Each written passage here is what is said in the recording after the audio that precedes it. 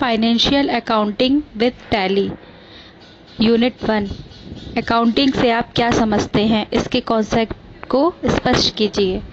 Accounting वह है जिसके द्वारा हम किसी भी फाइनेंशियल कंडीशन को पता लगा सकते हैं। फाइनेंशियल कंडीशन मतलब हमारे व्यापार में वृद्धि हो रही है या कमी, वृद्धि कमी, इसको हम लाभ या हानि से भी डिवाइड या डिक्लेयर कर सकते हैं। फाइनेंशियल अकाउंटिंग के कॉन्सेप्ट।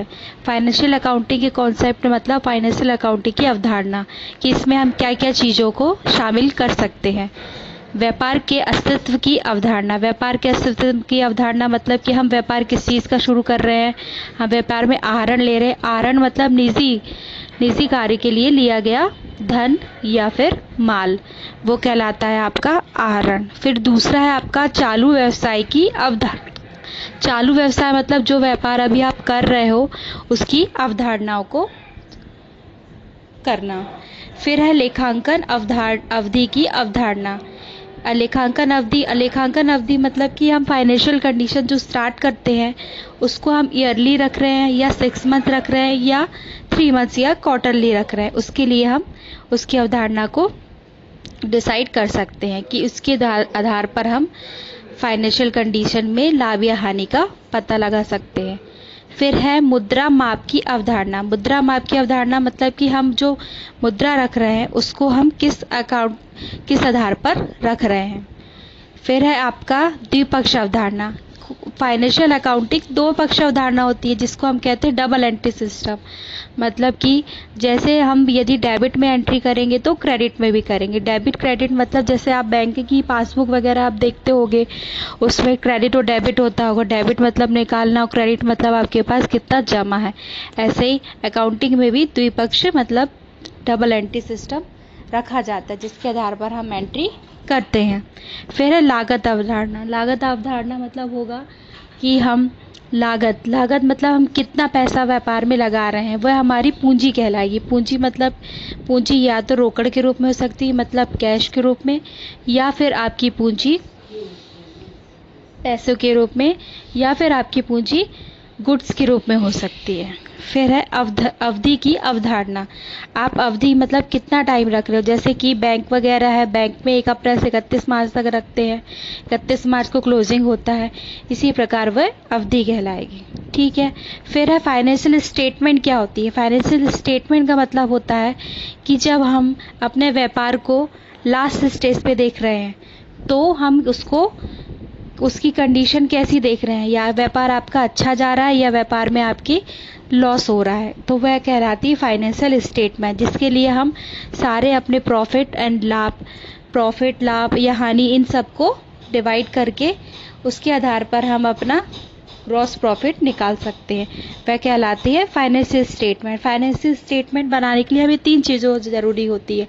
एक होता है आपका ट्रेडिंग अकाउंट, दूसरा होता है आपका प्रॉफिट एंड लॉस अकाउंट, तीसरा होता है आपका आर्थिक चिट्ठा जिसको हम क्या कहते हैं, बैलेंस शीट। बैलेंस शीट में हमारे पास कितने संपत्ति यानी एसेट्स और लायबिलिटीज, इन सब का हम डिस्ट्रीब्यूशन करके हम जान सकते हैं कि हमारे व्यापार में कंडीशन कैसी है।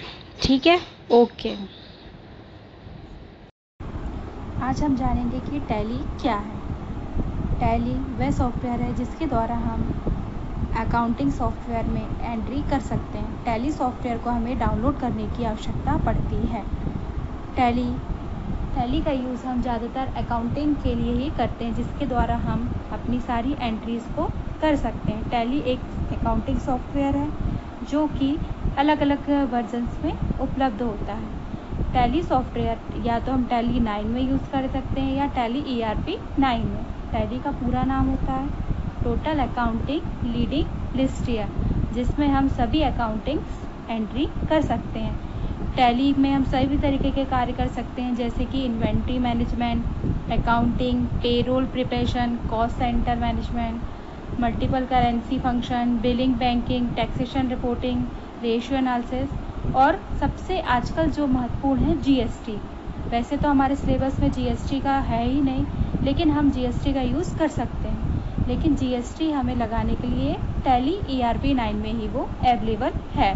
अब हम सीखेंगे फीचर्स ऑफ टैली। टैली में कौन कौन से फीचर्स होते हैं। टैली में अलग अलग तरीके के फीचर्स होते हैं जिसमें हम कार्य कर सकते हैं। जैसे कि हम उसमें पहला फीचर्स होता है, उसमें F1 होती है इसकी शॉर्टकट की अकाउंटिंग फीचर्स, जिसमें हम अकाउंटिंग्स की एंट्रीज कर सकते हैं। दूसरा होता है हमारा अकाउंटिंग फीचर्स के बाद आता है हमारा इन्वेंट्री फीचर्स। इन्वेंट्री फीचर्स का मतलब ये होता है कि हम इसमें अलग अलग तरह की एंट्री कर सकते हैं, जैसे कि स्टॉक वगैरह यदि हम अपने बिजनेस में रखना चाहते हैं। वैसे तो स्टॉक का यूज़ हम सेल या परचेस के लिए करते हैं, लेकिन यदि कुछ एजुकेशन डिपार्टमेंट होते हैं स्टॉक रखते हैं, जैसे कि हमारे यहाँ ज्ञान सागर इंस्टीट्यूट में सिस्टम वगैरह है, कंप्यूटर्स है, वो स्टॉक में, लेकिन हम इनका सेल परचेस नहीं कर सकते। तो यहाँ पे हम टैली सॉफ्टवेयर का यूज़ किस लिए करेंगे? अकाउंट ऑनली के लिए करेंगे। और जो बिज़नेस होते हैं जैसे कि मेडिसिन शॉप वगैरह हो गई, ये यदि इन्वेंट्री फीचर्स रखते हैं तो ये क्या करेंगे? अपने टैबलेट्स का सेल या परचेस करने के लिए रख सकते हैं। तीसरा हमारा आता है स्टैट्यूटरी एंड टैक्सेशन, जिसका यूज़ हम किसके लिए करते हैं? जो टैक्स हम गवर्नमेंट को पे करते हैं उसके लिए हम इस फीचर्स का यूज़ करते हैं। वैसे तो टैली में काम करना बहुत ही ईजी है, यदि हम किसी को सारी चीज़ें सिखा देंगे तो वो आसानी से वो कार्य को कर सकता है। बट लेकिन टैली का टैक्स एनालिसिस करने के लिए किसी टैक्स अच्छे जिसको अकाउंटिंग आता हो वो ही इसको मैनेजमेंट कर सकता है, लेकिन हम जनरल एंट्रीज के लिए कोई भी यूज़ कर सकता है इसका। फिर होता है टैली के बेनिफिट्स। टैली का यूज़ हम क्यों करें? सबसे पहला होता है मैनेज अकाउंट ईजली, मतलब कि हम इसमें जो भी अकाउंटिंग वर्क करना चाहेंगे वो ईजली हो जाएगा। क्योंकि पहले क्या होता था, सारे हमें अकाउंट्स लेज़र जैसे कि बुक्स वगैरह सबकी आप लोग जानते हो कि अलग अलग बहियाँ होती हैं, उसके लिए हम मैनेज करना पड़ता है, लेकिन हमें इसमें मैनेज करने की ज़रूरत नहीं पड़ती। इस सॉफ्टवेयर में सारा डेटा रिकॉर्ड एक साथ एक बार में हम कर सकते हैं। फिर होता है वन स्टॉप जीएसटी सॉल्यूशन। सबसे अच्छा सॉल्यूशन तो जीएसटी का सॉल्यूशन कि हम इसमें आसानी से एनालिसिस निकाल सकते हैं। यदि हम कुछ परसेंट देते हैं तो वो खुद ही इसका एनालिसिस निकाल के बता देता है कि आपका जीएसटी कितना पे हमें करना पड़ेगा। ठीक है। फिर उस होता है क्विक डिसीजन, मतलब कि वो बहुत ही जल्दी इसका डिसीजन ले लेता है। जैसे कि हम यदि जर्नल एंट्रीज वाउचर वगैरह करते हैं तो वो हमें बैलेंस शीट या फिर प्रॉफिट एंड लॉस में हमें बता देता है कि हमें कितना ग्रॉस प्रॉफिट कितना ग्रॉस लॉस हो रहा है। तो क्या होता है इससे? Quick decision. क्योंकि यदि हम मैनुअल अकाउंटिंग करेंगे तो ये डिसीजन लेने में हमें कम से कम ज़्यादा टाइम लग सकता है। फिर होता है ग्रो बिजनेस की ग्रोथ के लिए बहुत आवश्यक है, क्योंकि आजकल मॉडर्न टेक्निक का यूज़ किया जाता है, तो मॉडर्न टेक्निक में हमें जीएसटी सॉफ्टवेयर रखना ज़रूरी हो गया। सिक्योर डेटा, हम टैली में जो भी सॉफ्टवेयर डेटा को हम रखना चाहते हैं तो हम इसमें एडमिनिस्ट्रेशन में पासवर्ड डाल सकते हैं, जिससे हमारा डेटा कहीं पे भी लीक नहीं होता है। लेकिन यदि जब हम मैनुअल रूप में अकाउंटिंग में यदि बुक्स वगैरह रखते हैं तो वो कोई भी देख सकता है और उस चीज़ को अलग कर सकता है, इसलिए सिक्योर डेटा का यूज़ हम टैली में कर सकते हैं। And I on your business all over the world, इसके द्वारा हम कहीं पे भी इस बिज़नेस को हम रख सकते हैं, मतलब कि हम कहीं पे भी इसको चला सकते हैं। फिर मैनेज क्लाइंट डेटा, हम क्लाइंट का डेटा भी इसमें आराम से मैनेज कर सकते हैं। स्पीड अप, इसमें स्पीड भी बहुत जल्दी होती है। ठीक है, इस प्रकार हम टैली का यूज़ करते हैं। फिर होता है getting functional with tally. Tally में कौन कौन से फंक्शन होते हैं? तो टैली को शुरू करने के लिए सबसे पहले हमें क्या करना पड़ेगा? हम जाएंगे क्लिक ऑन स्टार्ट में। कैसे जाएंगे? स्टार्ट में जाएंगे, फिर हम प्रोग्राम में जाएंगे, हम देखेंगे टैली ERP 9 उसका आइकन, तब जाके हम क्या करेंगे? टैली को स्टार्ट कर सकते हैं। टैली स्टार्ट करने का ये तरीका है जिसके द्वारा हम टैली स्टार्ट कर सकते हैं, जिसमें हम देखेंगे टैली का आइकन।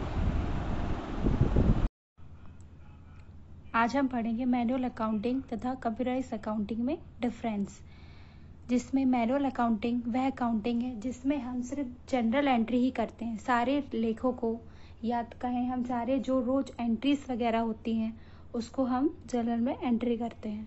और कंप्यूटराइज्ड अकाउंटिंग में हमें ऐसे करने की कोई ज़रूरत नहीं पड़ती। इसमें सभी के लिए एक अलग अलग से लेज़र या अकाउंट्स होते हैं। मैनुअल अकाउंटिंग में हमें रिकॉर्ड्स करने के लिए खाता बही, लेज़र, इन सब चीज़ों की आवश्यकता पड़ती है। लेकिन कंप्यूटराइज्ड अकाउंटिंग में हमें सिर्फ एक सॉफ्टवेयर की ज़रूरत पड़ती है जिसे हम टैली सॉफ्टवेयर कह सकते हैं। मैनुअल अकाउंटिंग में हमें सारे अकाउंट्स, कहना चाहिए फाइनेंशियल स्टेटमेंट के लिए profit and loss account, trading account, सारे अकाउंट्स हमें खुद ही बनाने पड़ते हैं, लेकिन कंप्यूटराइज अकाउंटिंग में हमें ये सब नहीं बनाने पड़ते।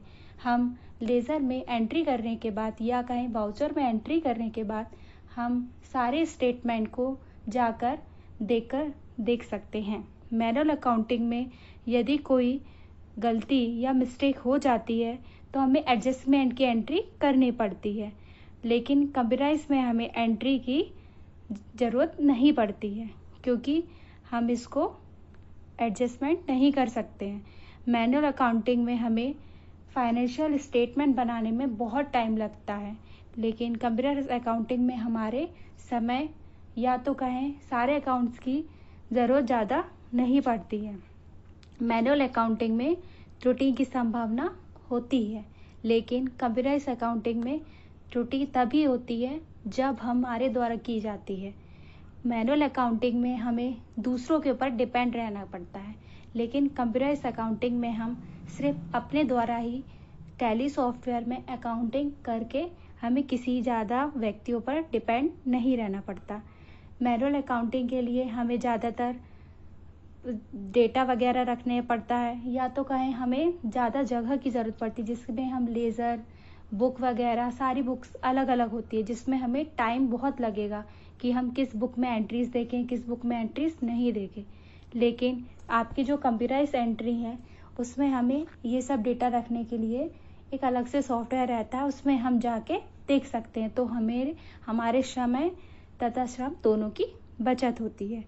तो इस प्रकार आपने जाना मैनुअल अकाउंटिंग तथा कंप्यूटराइज अकाउंटिंग में डिफरेंस। अब हम आगे की क्लास में सीखेंगे कि टैली सॉफ्टवेयर में किस प्रकार वर्क किया जाता है। Thank you.